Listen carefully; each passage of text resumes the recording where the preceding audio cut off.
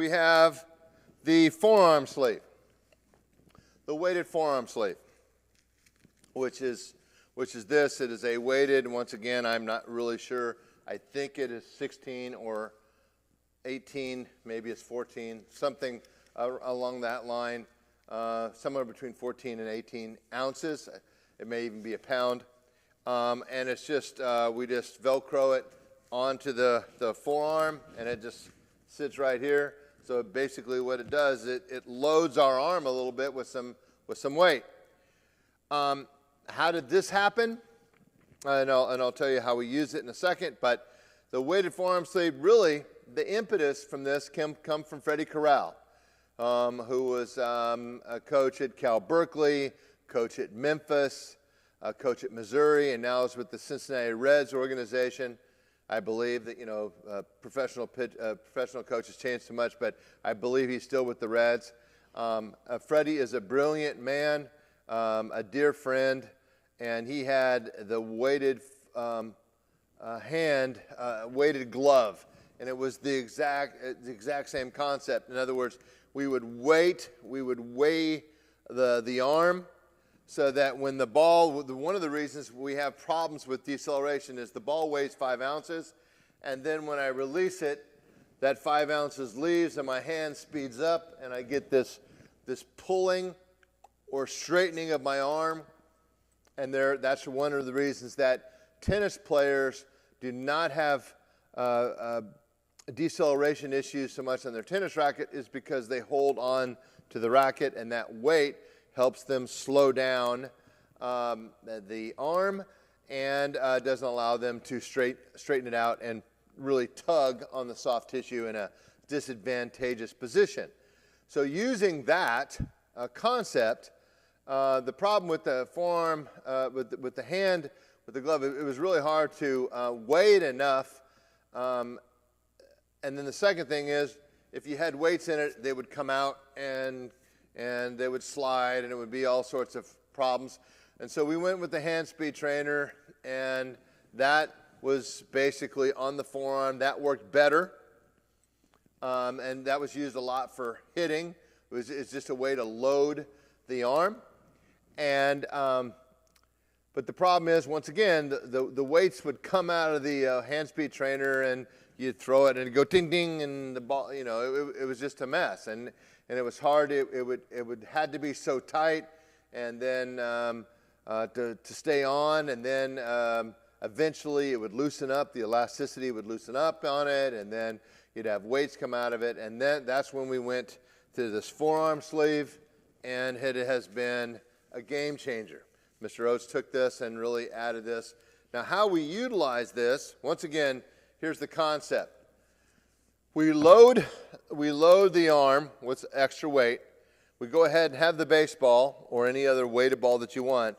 And now we haven't actually, when we actually throw the ball, the 5 ounces leaves, obviously, but it's still loading. It's still loaded. The arm is still loaded. So it knows that, and therefore it doesn't speed up and straighten out.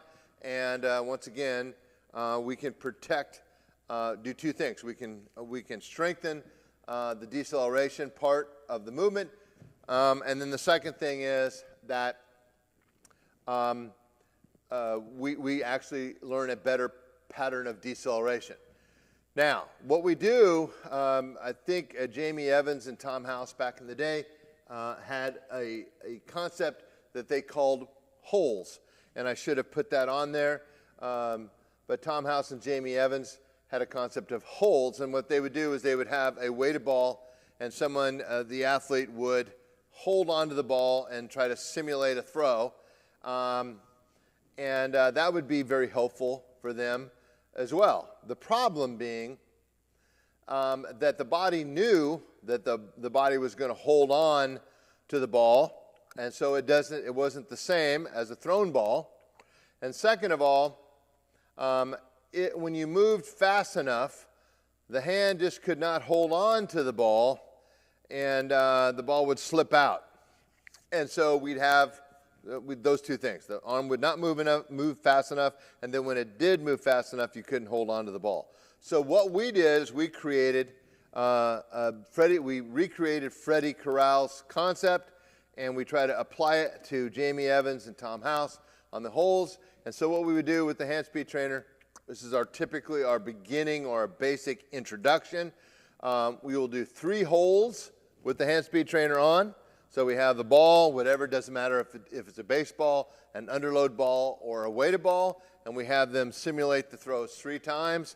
1, 2, 3, and then on the 4th time, they will throw the ball and let the ball come out, and then finish the throw.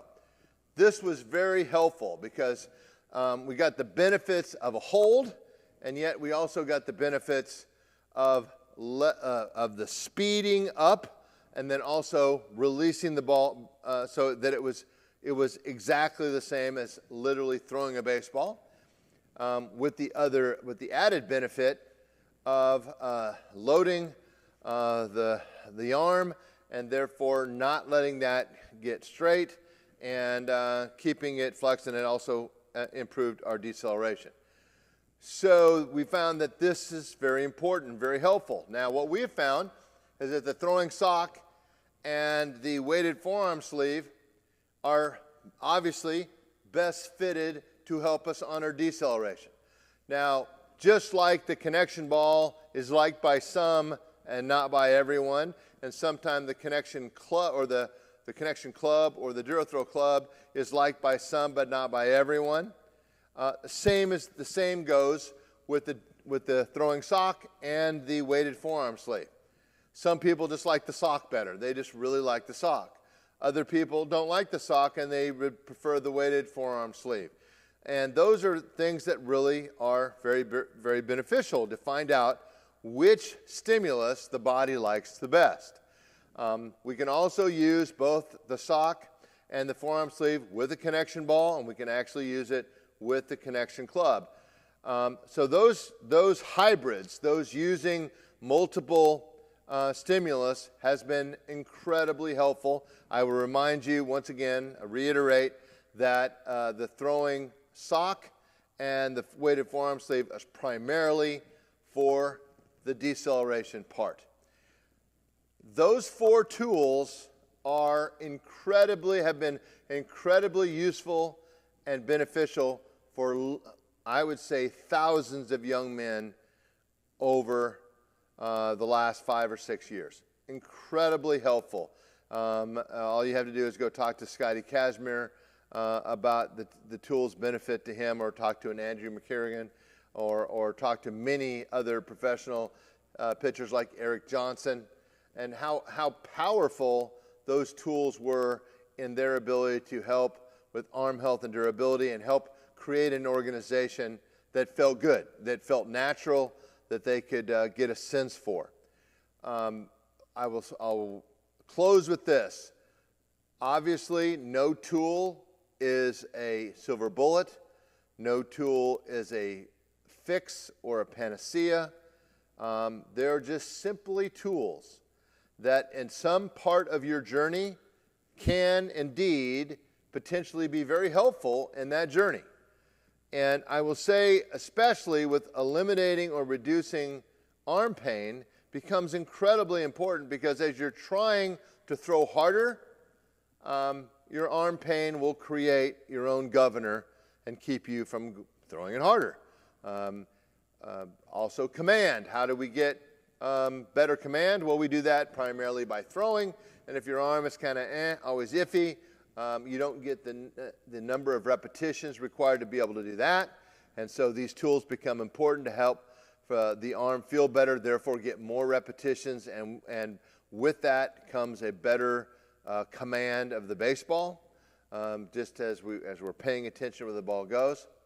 And so these become really important. Also, if we're trying to develop a better breaking ball, well, how are we going to do that? We need to create, once again, a better feel for it. If our arm doesn't feel quite as good for it, as great to be able to bounce back, that's going to be a problem. And then also, finally, recovery, our ability to bounce back after an outing and be the same or relatively the same guy in our rotation every week or every 5 days, this becomes important, and these tools can go a long ways in helping that. So I hope this has been helpful for you.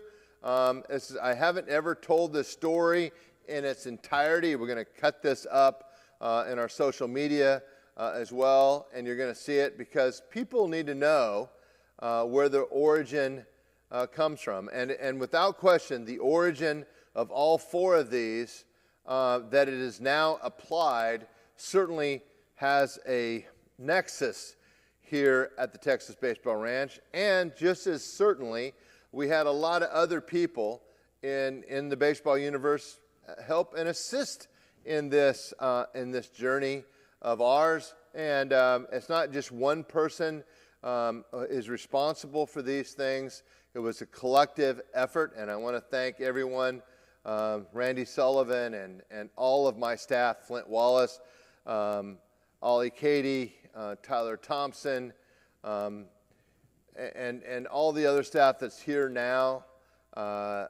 with Jonathan Massey and Isaiah Trevino and Colton Smith and Brandon Ketchum and Pierce Jones and Garrett Wolforth. They've been all very helpful, and as well as Brent Strom and others in helping that. Not one person has been responsible for any of it, but the ranch is a nexus for all of it, and the openness to experiment and to grow and to learn together has been really helpful, very helpful. I hope this has been interesting, and I hope that now, as you're using your tools, you understand the power of these things and why that they are so very valuable, and why you should be able to use these to help your arm health and durability as you go forward.